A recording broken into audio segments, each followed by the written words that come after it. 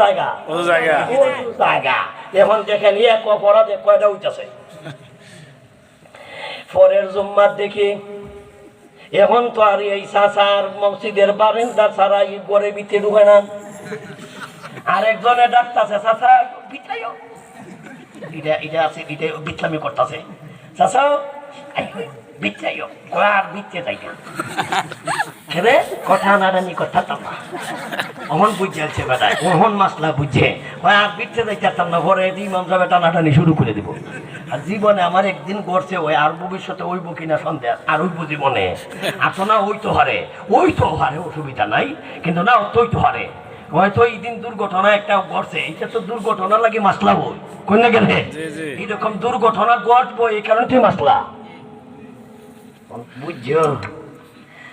আল্লাহ বলেন ফাআম্মা মান তাগা ওয়া আযারাল হায়াতাদ দুনিয়া, তোমাদের মধ্যে যারা নাকি তাগা সঠিক পথে নাই বেঠিক পথে, সঠিক পথ বেঠিক পথ বুঝতেছুন এই পথের আলোচনা করলে কিন্তু আমরা রুখে ঘুরে যাবো গা।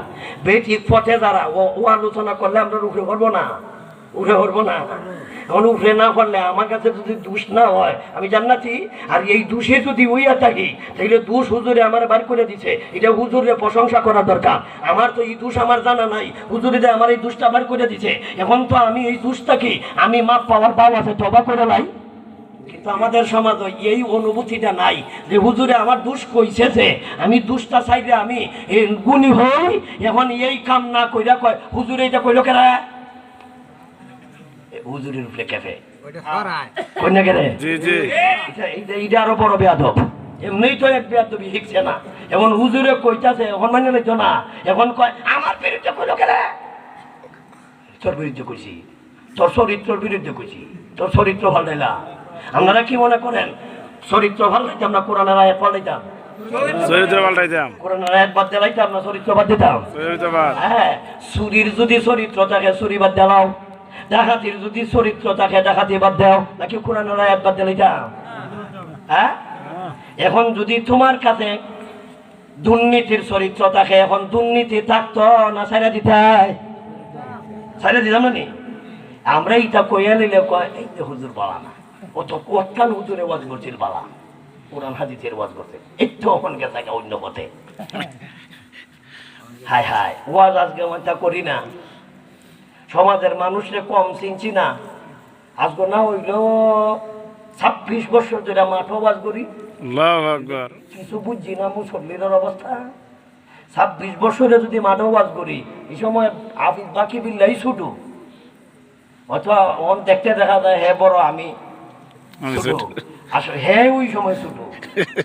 এই যে আপনার এলাকা আজগান না 22 বছর আগের কথা কই, ওই সময় আইছি আপনার এলাকা, তাহলে আমার কিছু ধারণা আছে।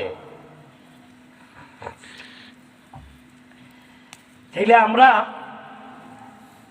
দুনিয়াতে চলাফেরা করতাম, দুনিয়ার ব্যবসা করা সবের কাজ, বিয়া করা সবের কাজ, সন্তান জন্ম দেওয়া সবের কাজ, কোরবানি সবের কাজ, সবই সবের কাজ। এই কাজটা যদি নবীর তরিকায় হয়, এই কাজগুলি জান্নাতে যাওয়ার মাধ্যম। আর এই কাজগুলি যদি তোমার নিয়মে হয় জাহান্নামে যাওয়ার জন্য, এই কামই যথেষ্ট। এই হইল টাকা, এই হইল টাকা, আর কিচ্ছু না। ব্যবসা করছে নবীর তরিকায় নাই, বিয়া করছে নবীর তরিকায় নাই।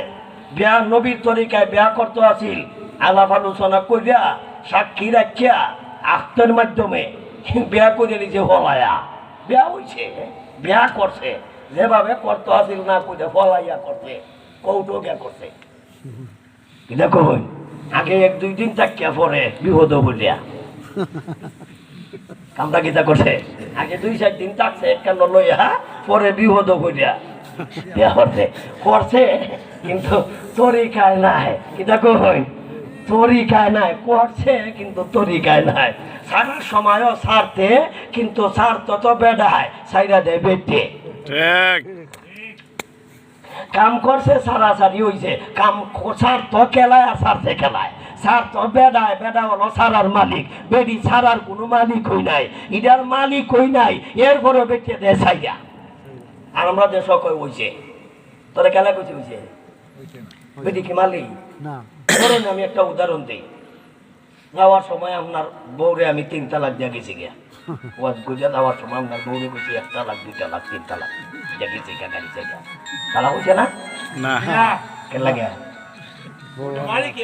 এই যে এটা বেডির মালিক হই আমি না আমি যদি বেডির মালিক না ওই তালাক 1000 দিলে তালাক হইব বেড়া দিলে এমনি হইতো বেডি কি তালাক দেওয়ার মালিক মালিক কেলা বেড়া বেড়া না বেডি বেড়া বেডি দেয় করতে কে